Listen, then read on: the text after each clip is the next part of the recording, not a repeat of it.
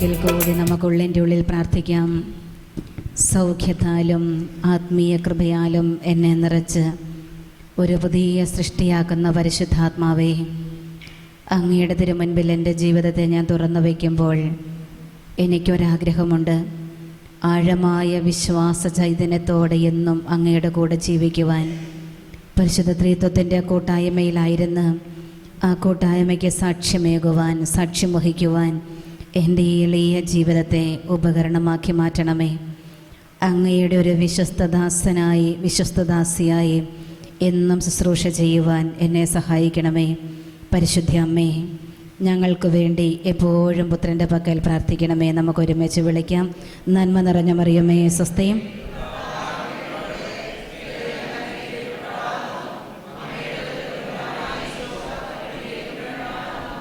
പരിശുദ്ധ മറിയമേ തമ്പുരാൻ്റെ അമ്മേ,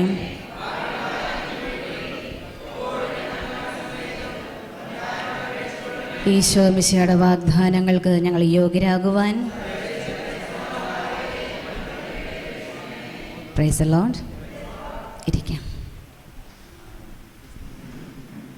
ഒത്തിരി സമയം നഷ്ടപ്പെടുത്തില്ല. ഒരു 10 മിനിറ്റ് കൊണ്ട് പെട്ടെന്ന് ഞാൻ ഒഴിവായി പോയിക്കൊള്ളാം. പറഞ്ഞു തരും. എല്ലാ വരങ്ങളുടെ കടന്നു പോകും. അതിൻ്റെ ബാക്കിയുള്ള ചെറിയ വിശദീകരണം ബ്രദർ തോമസ് പോളിൻ്റെ അടുത്ത ക്ലാസ്സിലൂടെയും ബാക്കിയുള്ള വിശദീകരണ വരങ്ങളുടെ മേഖലയെ കുറച്ചുകൂടിയൊക്കെ നമുക്കൊന്ന് ചിന്തിക്കേണ്ട അവസരമുണ്ടാവും. അപ്പോൾ ആ രീതിയിലായിരിക്കും ഇനിയുള്ള ടൈം ടേബിൾ. തുടർന്ന് നമുക്ക് ആരാധനയുണ്ട്. ആരാധനയിൽ നമ്മൾ തീക്ഷ്ണമായി പ്രാർത്ഥിക്കണം. പരിശുദ്ധാത്മ വരദാനങ്ങൾക്ക് വേണ്ടി നമ്മൾ പ്രാർത്ഥിക്കും. അതേ തുടർന്നായിരിക്കും നമുക്ക് ദിവ്യബലി. 7 മണി വരെയുള്ള സമയം ചെറിയൊരു സെഷൻ കൂടി നടത്തും ആദ്യം. അതിനുശേഷം ആരാധന, തുടർന്ന് ദിവ്യബലിയായിരിക്കും. Price the Lord. കുഴപ്പമില്ലല്ലോ. അതിലൂടെ എല്ലാം അതിൻ്റെ പൂർണ്ണതയിൽ പരിശുദ്ധാത്മാവ് വേണ്ടതുപോലെ നയിച്ചുകൊള്ളും. അപ്പം നമ്മൾ ഏകദേശം കുറേയേറെ വരങ്ങളെക്കുറിച്ചൊക്കെ കേട്ടു. പ്രാർത്ഥിക്കുന്നു ഇല്ലേ? പ്രാർത്ഥിച്ചു തുടങ്ങിയില്ലേ? എന്നിട്ട് വരങ്ങളൊക്കെ നിറയുവാൻ സാധിക്കുന്നുണ്ട്. നിങ്ങളുടെ മുഖത്തിനൊരു തെളിച്ചമൊക്കെ ആയി തുടങ്ങിയിട്ടുണ്ട്. എന്താണേലും കിട്ടും, എനിക്ക് ലഭിക്കുന്നൊരു ഉറപ്പൊക്കെ ആയില്ലേ? എന്നിലും പരിശുദ്ധാത്മാവ് പ്രവർത്തിക്കും എന്നൊരു ഉണ്ട്. തീക്ഷ്ണമായിട്ട് നിങ്ങളുടെ മുഖഭാവം തന്നെ അത് വിളിച്ചോതുന്നുണ്ട്. എന്തായാലും ഇനി സഭയെ ശുശ്രൂഷ ചെയ്യുവാൻ ആത്മാവിൻ്റെ കൃപയോട് സഹകരിച്ച് പോകാമെന്ന്. എങ്കിൽ അവസാനമായിട്ട് നമ്മൾ പറഞ്ഞതിന് പ്രകാരം പൗലോസ് സ്ലീഹ പറഞ്ഞു വെച്ചിരിക്കുന്ന 9 വരങ്ങളിലൂടെയാണ് നമ്മൾ കടന്നുപോയത്. 7 വരങ്ങളെക്കുറിച്ച് നമ്മൾ ജസ്റ്റ് ഒന്ന് കണ്ടുപോയി അല്ലേ? 2 പേരെ ഉപേക്ഷിച്ചാൽ അവർക്കൊരു സങ്കടമാവും. അതുകൊണ്ട് നമ്മൾ പെട്ടെന്ന് അടുത്ത ഒരു വരമാണ് അത്ഭുത പ്രവർത്തന വരം. അത് കിട്ടാൻ ഇന്ന് എല്ലാവരും ആഗ്രഹിക്കുന്നൊരു വരമോ. കാരണം എങ്ങനെയെങ്കിലും അത്ഭുതങ്ങൾ പ്രവർത്തിക്കുക. പ്രിയപ്പെട്ടവരെ, നമുക്കറിയാം ഇത് നമ്മുടെ വിശ്വാസത്തെ ഉറപ്പിക്കുവാനും പ്രതീക്ഷാനിർഭരമായ നമ്മുടെ പ്രാർത്ഥനയ്ക്ക് മറുപടി എന്ന വിധത്തിലും അസാധാരണമായ അടയാളങ്ങൾ പ്രവർത്തിക്കുവാൻ പരിശുദ്ധാത്മാവിലൂടെ നമുക്ക് ലഭിക്കുന്ന ഒരു വരമാണിത്. അത്രയോ നമുക്കറിയാവുന്ന കാര്യമാണ്. അസാധാരണമായ പ്രവർത്തനങ്ങളൂടെയാണ്. തീർച്ചയായിട്ടും അത്ഭുത പ്രവർത്തനങ്ങളൂടെയെല്ലാം ഒന്ന് മാത്രമേ നമ്മൾ ഇതിലൂടെ എല്ലാം ചിന്തിക്കേണ്ടതുള്ളൂ, അല്ലെങ്കിൽ നമ്മൾ മനസ്സിലാക്കേണ്ടതൊന്നേ ഉള്ളൂ. ഈ അസാധാരണമായ പ്രവർത്തനങ്ങളുടെ എൻ്റെ ജീവിതത്തെ വിട്ടുകൊടുത്തു കഴിയുമ്പോൾ എന്നിലൂടെ സഭയിലേക്ക് ദൈവമക്കൾ കടന്നു വരണം. ഒരിക്കലും എൻ്റെ അടുക്കലേക്ക് ആകർഷിക്കാൻ ഒരു വേദിയായിട്ട് ഈ വരങ്ങളൊന്നും മാറരുത്. പ്രത്യേകിച്ച് ഈ അത്ഭുത പ്രവർത്തന വരമൊക്കെ ആണെങ്കിൽ നമുക്കറിയാം ഇന്ന് ഒത്തിരിയേറെ അത്ഭുതങ്ങൾ ഇന്ന് സാധാരണ നമ്മെപ്പോലെയുള്ള മനുഷ്യരിലൂടെ പ്രവർത്തിക്കുന്നു, നമ്മിലൂടെ കർത്താവ് ഇന്ന് പ്രവർത്തിക്കുന്നു. അപ്പം ഇതിൻ്റെ എല്ലാം ആത്യന്തികമായ ലക്ഷ്യം എന്തായിരിക്കണം? സഭ ക്രിസ്തുവിൻ്റെ ശരീരത്തെ പണിതുയർത്തുക, സഭാതനയരെ ദൈവോന്മുഖമായ ജീവിതത്തിലേക്ക് നയിക്കുക. അക്കാര്യം നമ്മൾ മറന്നു പോകരുത്. ഒരിക്കലും നമ്മുടെ ഈ അത്ഭുത പ്രവർത്തനങ്ങളുടെ ഒന്നും നമ്മിലേക്ക് ദൈവജനത്തെ ആകർഷിക്കാൻ ഒരു വേദിയായിട്ട് മാറരുത്. ഇതെല്ലാം എത്തി നിൽക്കേണ്ടത് ക്രിസ്തുവിലേക്കാണ്. പരിശുദ്ധ ത്രിത്വത്തിൻ്റെ കൂട്ടായ്മയിലേക്ക് ദൈവമക്കളെ എത്തിക്കണം. അതിനുള്ള വേദിയാണ്. അപ്പോൾ ഈ അത്ഭുത പ്രവർത്തനപരം അവസാനമായിട്ടും എന്നാൽ അടിസ്ഥാനപരമായി നമുക്കുണ്ടാകേണ്ട ഒരു വരം കൂടെ പറഞ്ഞ് പെട്ടെന്ന് നിർത്താം. ഏത് വരമായിരിക്കും? തുടക്കം മുതലേ നിങ്ങൾ കുറേ പേര് പറഞ്ഞിരുന്ന അവസാനത്തേക്ക് വെച്ചത് ഇത് നമ്മൾ ഒരിക്കലും മറന്നു പോയിരുന്നു. വിശ്വാസത്തിൻ്റെ വരം. ഈ വിശ്വാസത്തിൻ്റെ വരം ഇവിടെ ഇത് വളരെയേറെ പ്രധാനപ്പെട്ട വെറും ഒരു വിശ്വാസം. ഓരോ വിശ്വാസിക്കും നിത്യരക്ഷയ്ക്ക് ആവശ്യമായ സാധാരണ വിശ്വാസം അതുമാത്രമല്ല, ഈ വിശ്വാസ വരം എന്ന് പറയുന്ന പ്രത്യേകം നമ്മൾ ഓർക്കുക. നമ്മുടെ ഈശോ മിശിഹ തന്നെ വിശുദ്ധ മർക്കോസിൻ്റെ സുവിശേഷത്തിൽ പെട്ടെന്ന് നിൽക്കാം. വിശുദ്ധ മാർക്കോസിൻ്റെ സുവിശേഷം 11-ാം അധ്യായത്തിൽ നമ്മൾ അവിടെ ഈശോ മിശിഹ തന്നെ പറയുന്നുണ്ട്. 11-ാം അധ്യായം 22-23 വാക്യങ്ങൾ പെട്ടെന്ന് എടുക്കാമോ? വിശുദ്ധ മാർക്കോസിൻ്റെ സുവിശേഷം 11, 22, 23. ഉടൻ വചനം പറയുന്നു, സത്യമായി ഞാൻ നിങ്ങളോട് പറയുന്നു, ആരെങ്കിലും ഈ മലയോട് ഇവിടെ നിന്ന് മാറി കടലിൽ വീഴുക എന്ന് പറയുകയും ഹൃദയത്തിൽ ശങ്കിക്കാതെ താൻ പറയുന്നത് സംഭവിക്കുമെന്ന് വിശ്വസിക്കുകയും ചെയ്താൽ അവനത് സാധിച്ചു കിട്ടും. ആ ഒരു വിശ്വാസമാണ്, ആ ഒരു വിശ്വാസ ധീരത നമ്മുടെയൊക്കെ ജീവിതത്തിലുണ്ടാകും. ഇപ്പോൾ ഇവിടെ ഒരു വിശ്വാസം ഒരു വരമായിട്ട് നമുക്ക് കിട്ടിക്കഴിഞ്ഞാൽ എളുപ്പമാണ്. അപ്പോൾ ഈ വിശ്വാസത്തിൻ്റെ വരം തീർച്ചയായിട്ടും നമ്മൾ പ്രാർത്ഥിക്കണം. കാരണം ഇന്നീ നാളുകളിൽ നമുക്കറിയാം മറ്റെല്ലാ വരങ്ങൾ കിട്ടണമെങ്കിൽ ഈ ഒരു വിശ്വാസം നമുക്കില്ലെങ്കിൽ കിട്ടുമോ ഇല്ലയോ? കിട്ടില്ല. അപ്പോൾ ഈ കാലം വിശ്വാസത്തിന് വരെ ലഭിച്ചിട്ടുള്ള പ്രാർത്ഥന വഴി പല അത്ഭുതങ്ങളും സംഭവിക്കും നമ്മൾ കാണുന്നുണ്ട്. അതുപോലെ വിശുദ്ധ യോഹന്നാന്റെ സുവിശേഷം 14-ാം അധ്യായം 12-ാമത്തെ വാക്യത്തിൽ പറയുന്നുണ്ട്, എന്നിൽ വിശ്വസിക്കുന്നവനും ഞാൻ ചെയ്യുന്ന പ്രവൃത്തികൾ ചെയ്യും, ഞാൻ പിതാവിൻ്റെ അടുക്കിലേക്ക് പോകുന്നുണ്ട്, ഇവയേക്കാൾ വലിയവയും അവർ ചെയ്യും. അപ്പോൾ പിതാവ് ഈശോ പറഞ്ഞ കാര്യം അതിനേക്കാൾ വലിയവയും ചെയ്യും. അത്രമാത്രം ആ ഒരു വിശ്വാസം നമുക്കുണ്ടാകുമ്പോൾ നമ്മളിലൂടെ വൻ കാര്യങ്ങൾ ഈശോ മിശിഹ ചെയ്തുകൊള്ളും. അപ്പം അത് കർത്താവ് നല്ല ഉറപ്പോടുകൂടി തരികയാണ്. എങ്കിൽ പ്രിയപ്പെട്ടവർ, ഈ വചനത്തിലൊക്കെ വിശ്വാസം അർപ്പിച്ചുകൊണ്ട് എന്നിലൂടെ കർത്താവ് ഇന്ന് പ്രവർത്തിക്കും. ബോധ്യമുണ്ടോ? വിശ്വാസമുണ്ടോ? ഉള്ള സഹോദരങ്ങൾ മാത്രം വലതുകരം ഒന്ന് ഉയർത്തി പറഞ്ഞേ, ഹല്ലേലൂയ, ഹല്ലേലൂയ, ഹല്ലേലൂയ. എങ്കിൽ പ്രിയപ്പെട്ടവർ, ഈ വിശ്വാസമാണ് എല്ലാറ്റിൻ്റെയും അവിടെ എല്ലായിടത്തും നമ്മളിന്ന് വഴിയോരങ്ങളിൽ കാണുന്നുണ്ട്. വിശ്വാസമാണ് അതല്ലേ എല്ലാം. ഈ വിശ്വാസത്തിൻ്റെ വരം കിട്ടണം. ഈ വിശ്വാസത്തിൻ്റെ വരം കിട്ടിയാൽ ബാക്കി എല്ലാ വരങ്ങളും നമുക്കറിയാം അതിൻ്റേതായ അർത്ഥത്തിൽ ആഴങ്ങളിൽ നമ്മിലൂടെ പ്രവർത്തിച്ചുകൊള്ളും. അങ്ങനെ സഭ വളരട്ടെ നമ്മിലൂടെ. വേണ്ടേ? ഇപ്പോൾ ഈ ഇരിക്കുന്ന നിങ്ങൾ ഓരോരുത്തരുടെ ആയിരിക്കണം, നമ്മൾ ഓരോരുത്തരുടെ ആയിരിക്കണം സഭയെന്ന് വളരേണ്ടത്. സന്തോഷത്തോടെ അടുത്തിരിക്കുന്ന വ്യക്തിയുടെ കൈകളൊന്ന് പിടിച്ച് ആ മുഖത്തേക്ക് നോക്കി സന്തോഷത്തോടെ പുഞ്ചിരിച്ചുകൊണ്ട് പറഞ്ഞ്, നമ്മിലൂടെ സഭ വളരട്ടെ, നിന്നിലൂടെ സഭ വളരട്ടെ. വളരണം. അപ്പം അതിന് ഈ വരങ്ങൾ ഉപയോഗിക്കണം. അതുകൊണ്ട് നല്ല ഒരു ഭാവി ജീവിതം നിങ്ങൾക്ക് എല്ലാവർക്കും ആശംസിക്കുകയാണ്. ഈ വരങ്ങളൊക്കെ ജ്വലിക്കുന്ന വ്യക്തികൾ നമ്മുടെയൊക്കെ ഹൃദയത്തിൽ ഈ ഒരു ജ്വലനമുണ്ടാകണം. വെറുതെ ഇങ്ങനെ കരിന്തിരി കത്തിയാൽ പോരാ, എന്ത് ചെയ്യണം? ആളിക്കത്താൻ പരിശുദ്ധാത്മാവ് തന്നെ അതിന് കൃപ തരട്ടെ എന്ന് പ്രാർത്ഥിക്കുകയാണ്. അറ്റ്ലീസ്റ്റ് പറഞ്ഞല്ലോ ഈ 9 വരങ്ങൾ. ഇതൊക്കെ കേട്ടപ്പോൾ ചില വ്യക്തികളുടെ മനസ്സിൽ ചെറിയൊരു നൊമ്പരം കടന്നു വന്നിട്ടുണ്ട്. കർത്താവേ, ഇങ്ങനെയൊക്കെ ആണെങ്കിൽ എനിക്ക് എന്ത് ചെയ്യാൻ പറ്റും? ഈ വരങ്ങളൊന്നും എനിക്കില്ലല്ലോ. സങ്കടപ്പെടുകയേ വേണ്ട. പലരുടെയും മനസ്സിലിപ്പോൾ ചില നൊമ്പരങ്ങളുണ്ട്. എനിക്ക് രോഗശാന്തി വരം കിട്ടും, കിട്ടില്ല. അറിവിൻ്റെ വരം കിട്ടും, അതുമില്ല. പിന്നെ ഏതാ വിശ്വാസമുണ്ടോ? അതും അത്രയില്ല. അതുകൊണ്ട് പ്രിയപ്പെട്ട സഹോദരങ്ങളെ വിഷമിക്കരുത്, നമ്മൾ സങ്കടപ്പെടുക. ഞാൻ പറയട്ടെ, ഈ മധ്യസ്ഥ പ്രാർത്ഥന എന്നുള്ളത് വരമല്ലേ?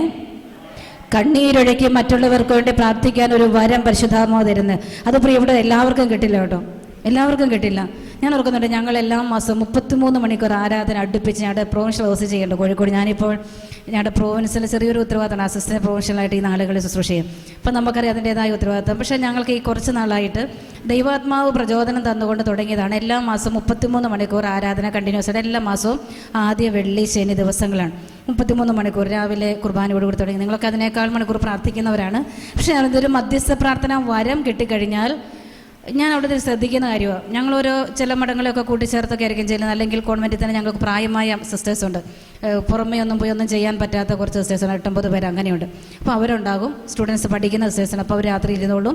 പറ്റുന്നവരൊക്കെ ഞങ്ങളിങ്ങനെ ഓടി നടക്കുന്നതിനിടയിലുള്ള സമയം പോയിരിക്കും, അങ്ങനെയൊക്കെ പ്രാർത്ഥിക്കും. പക്ഷേ ഞാൻ ശ്രദ്ധിച്ചിട്ടുള്ള കാര്യമാണ്, ഈ മധ്യസ്ഥ പ്രാർത്ഥനയിലെ മണിക്കൂർ രാത്രിയിലൊക്കെ ഇരിക്കാൻ എല്ലാവർക്കും പറ്റില്ല.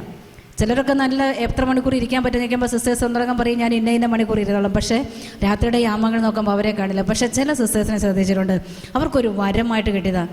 അവിടെ ഒരു സിസ്റ്റർ സുഖമില്ലാത്ത ഒരാളൊക്കെ, പക്ഷേ സിസ്റ്റർ പറയും എനിക്ക് അവിടെ പോയി കിടക്കാൻ പറ്റും. ഞങ്ങൾ രാത്രിയാകുമ്പോൾ ഞാനൊക്കെ കഴിഞ്ഞ ദിവസം ഞാൻ ഒരു 12:30 ആയപ്പോൾ ഞാൻ പറഞ്ഞു സിസ്റ്റർ പോയി കിടക്ക്, ഇല്ലെങ്കിൽ രാവിലെ ഇനി ആശുപത്രി കൊണ്ടുപോണ്ടി വരും, കാരണം ചില രോഗങ്ങളൊക്കെ ഉള്ളത്. പക്ഷേ സിസ്റ്റർ പറയും എനിക്ക് കട്ടിലേൽ പോയി കിടക്കാൻ പറ്റില്ല, ഞാൻ ഇവിടെ തന്നെ ഇരുന്നോളാം, ഇവിടെ ഇരുന്നാലും ഒരു സുഖമാണ്. അതൊരു മധ്യസ്ഥ എന്ത് പറയും, അവിടെ ഇരുന്ന് ഞാൻ പ്രാർത്ഥിക്കുമ്പോൾ എനിക്ക് എന്തെന്നില്ലാത്തൊരു ശക്തിയാണ്. എത്ര രാത്രി വേണമെങ്കിലും ഞാൻ ഇരുന്നോളാം, നിങ്ങളൊക്കെ പോയി കിടന്ന് ഞാൻ ഇരുന്നോളാം. ശാരീരികമായ ചില രോഗങ്ങൾ അസ്വസ്ഥമുണ്ട്, പക്ഷേ ഇതൊരു വരമായിട്ട് കിട്ടിയ വ്യക്തിയാണ്. ഞാൻ പലപ്പോഴും ഓർക്കാറുണ്ട്, ഇതൊരു വരമാണ്. എത്ര മണിക്കൂർ രാവിലെ വിശുദ്ധ കുർബാന, ഞങ്ങളിവിടെ 8:30 ആകുമ്പോൾ വിശുദ്ധ കുർബാന ചാപ്പലിൽ, കോൺവെൻറ്റ് ചാപ്പലിൽ എഴുന്നേൽച്ച് പോകും, സക്രാരി തുറന്നു വയ്ക്കും. 1 മണി വരെ കണ്ടിന്യൂസ് ആയിട്ട് രാവിലെ മുതൽ ഉച്ചവരെ. അതിൽ ഈ സിസ്റ്റർമാർ കുറേ പേര് പ്രായമായവരൊക്കെയാണ്. പക്ഷെ ഒരു മണിക്കൂർ ഇരുന്ന് പ്രാർത്ഥിക്കുന്ന കാണുമ്പോൾ എനിക്ക് തോന്നി ഇതൊരു വരമായിട്ട് കിട്ടണം. പക്ഷെ എല്ലാവർക്കും കിട്ടില്ല. ചിലർ ചെന്ന് 1 മിനിറ്റ് 2 മിനിറ്റൊക്കെ ഇരുന്ന് കഴിയുമ്പോഴത്തേക്ക് തിരിച്ച് മറിച്ച് വിട്ടിട്ട് നമ്മൾ പതുക്കെ എഴുന്നേറ്റ് പോരുന്നതാണ്. ഇതൊരു വരമായിട്ട് കിട്ടണം. അതുകൊണ്ട് ഇവിടെ നമുക്ക് ഈ ഇരിക്കുന്ന നിങ്ങൾക്ക് ആ ഒരു വരം പരിശുദ്ധാത്മാവ് തന്നിട്ടുണ്ട്, ഇല്ലേ? ഉണ്ടല്ലോ. എങ്കിൽ സന്തോഷത്തോടെ എന്ന് പറഞ്ഞേ ഹല്ലേലൂയ, ഹല്ലേലൂയ. അതുകൊണ്ട് ഇവിടെ സങ്കടപ്പെടുകയേ വേണ്ടെന്ന് പറയാം. മറ്റു ഈ വരങ്ങളൊന്നും രോഗശാന്തി വരമില്ല, അറിവിൻ്റെ വരമില്ല. പക്ഷേ ഇതെല്ലാം നമ്മളെ നയിക്കും. ഇതെല്ലാം പരസ്പരം. അതുകൊണ്ടാണ് പറഞ്ഞത്, മധ്യസ്ഥ പ്രാർത്ഥനയ്ക്ക് ഇരിക്കുമ്പോൾ ചില കാര്യങ്ങൾ നമ്മൾ ഓർമ്മയിൽ കൊണ്ടുവരുന്ന പരിശുദ്ധാത്മാവാണ്. അപ്പോൾ ഈ വരങ്ങളെല്ലാം കിട്ടിയത് അതിനെ സഹായിക്കും. അതുപോലെ തന്നെ വരങ്ങൾ കിട്ടാൻ നല്ലൊരു മാർഗമാണ് മറ്റുള്ളവർക്ക് വേണ്ടിയുള്ള പ്രാർത്ഥന. മധ്യസ്ഥ പ്രാർത്ഥന നടത്തിക്ക്. ഞാൻ എല്ലാ ദിവസവും ഒരു 15 മിനിറ്റ് അല്ലെങ്കിൽ 20 മിനിറ്റ് അല്ലെങ്കിൽ അരമണിക്കൂർ പറ്റുമെങ്കിൽ ലോകം മുഴുവൻ വേണ്ടി മധ്യസ്ഥം വഹിച്ച് പ്രാർത്ഥിക്കുന്ന വ്യക്തിയാണെങ്കിൽ ഞാൻ അറിയാതെ തന്നെ ചില വരങ്ങളിൽ പരിശുദ്ധാത്മാവ് വളർത്തുന്ന അനുഭവം ഉണ്ടാവും. അത് ഒരു അനുഭവമാണ്.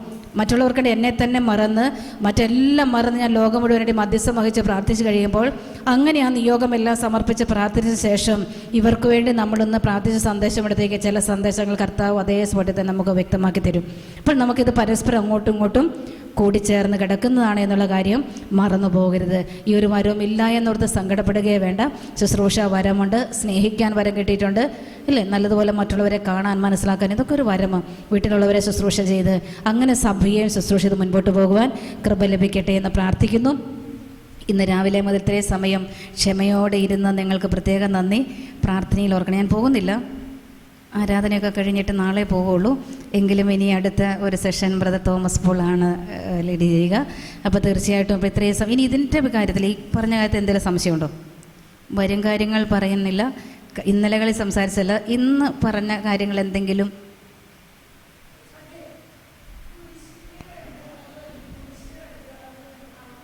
എന്തോ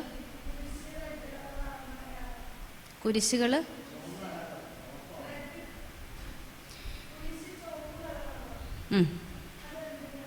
കുരിശ് എന്തിൻ്റെ അടയാളമാണ്? പിന്നെന്താ സംശയം? ഇപ്പോൾ ഒരു വ്യക്തിക്ക് വേണ്ടി പ്രാർത്ഥിക്കും, ദയവ് ചെയ്ത് പറഞ്ഞേക്കരുത് മോളെ നിനക്ക് വേണ്ടി പ്രാർത്ഥിക്കുമ്പോൾ കുരിശേ കാണുന്നൊന്ന് പറഞ്ഞു വിട്ടേക്കരുത്. കാരണം ഒന്നാമത് വേദനയോടെ ആയിരിക്കും ഈ ഒരു വ്യക്തി പ്രാർത്ഥിക്കാൻ വരുന്നത്. ഞാൻ പ്രാർത്ഥിച്ചപ്പോൾ കണ്ടത് ഒരു കുരിശ്, ഇതാ നിനക്ക് കുരിശാ തരുന്നതെന്ന് പറഞ്ഞാൽ വീണ്ടും ആ വ്യക്തി നിരാശയിലേക്ക് പോകരുത്. പറയാം, ഇപ്പോൾ പലതരത്തിലായിരിക്കും ഈ കുരിശ് എന്തിൻ്റെ പ്രത്യേകം. ഒന്ന്,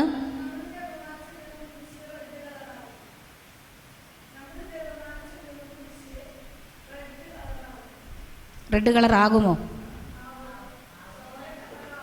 ആകുന്നുണ്ട്. ബാഹ്യമായിട്ട് കാണാൻ പറ്റുന്നുണ്ടോ ചുവന്ന കളറ്? എവിടെ? എന്തി ചുവമാലി എന്തി? ഓക്കെ, അത് അവരോട് തന്നെ ചോദിക്കാം. ഇപ്പോൾ ഈ ചില അടയാളങ്ങൾ, ഇപ്പോൾ മാതാവ് അവിടെ പ്രത്യക്ഷപ്പെടുന്നു, ഇവിടെ പ്രത്യക്ഷപ്പെടുന്നു, അടയാളങ്ങൾ തരുന്നു. ചില അടയാളങ്ങളായിരിക്കാം. അപ്പം അതെന്തെന്നുള്ളത് വ്യാഖ്യാനിക്കാൻ, അതിൻ്റെ വ്യാഖ്യാനം പറയാൻ എനിക്കറിയില്ല. പരിശുദ്ധാത്മാവോട് ചോദിക്കണം. കാരണം അതോരോ ചില അടയാളങ്ങൾ പരിശുദ്ധാത്മാവ് നൽകുന്നു എന്ന് മാത്രമേ ഉള്ളൂ. ഇപ്പോൾ പ്രാർത്ഥിച്ചുകൊണ്ടിരിക്കുമ്പോൾ ചില വ്യക്തിയുടെ ഇപ്പോൾ നാവിൽ വിശുദ്ധ കുർബാന തരുന്നു. എന്തെന്ന് ചോദിച്ചാൽ ഞാൻ പറയും അത് വിശ്വാസത്തിലേക്ക് വരുത്താൻ ഒരു വേദിയാണെങ്കിൽ ദൈവിക വെളിപ്പെടുത്തലുകൾ. അപ്പോൾ ഈ റെഡ് കുരിശ് ഇത് കയ്യിൽ വരുമ്പോൾ പ്രാർത്ഥിക്കുന്ന വ്യക്തിക്ക് എന്തനുഭവപ്പെടുന്നു? അത് കൂടുതൽ വിശ്വാസത്തിലേക്ക് വരാനുള്ളതാണെങ്കിൽ അത്രയും നല്ലത്. വരണം എങ്കിലത് ദൈവത്തിൻ്റെ ശക്തമായ അടയാളമായിരിക്കാം, പ്രതീകമായിരിക്കാം.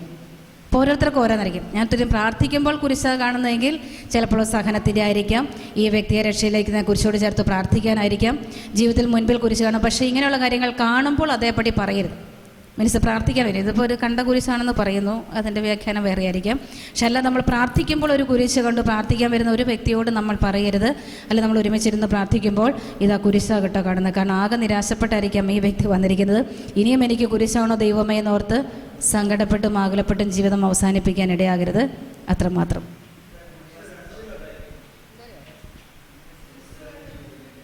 എന്തോ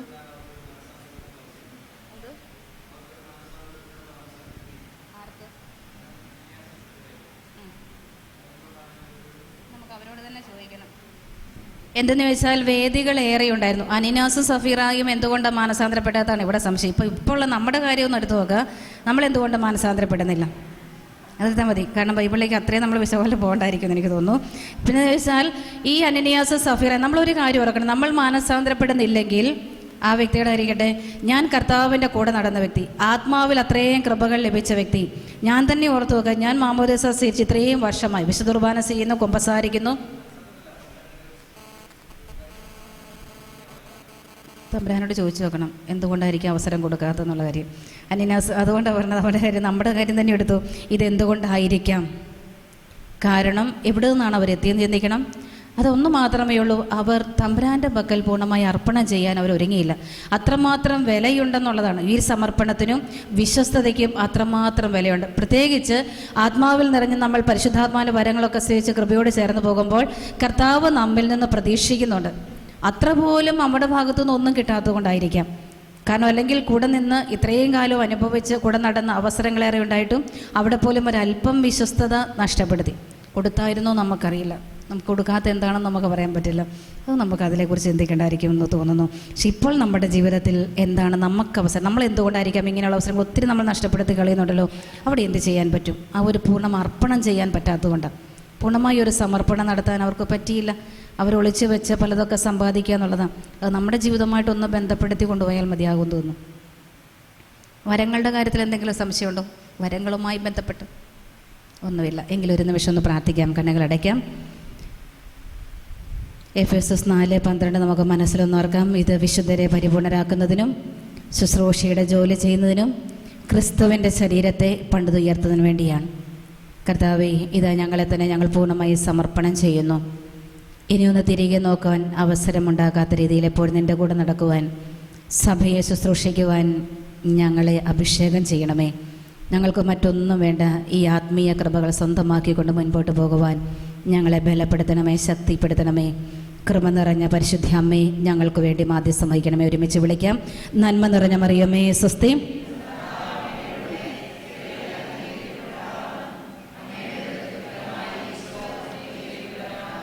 പരിശുദ്ധ മറിയമേ തമ്പുരാൻ്റെ അമ്മേ,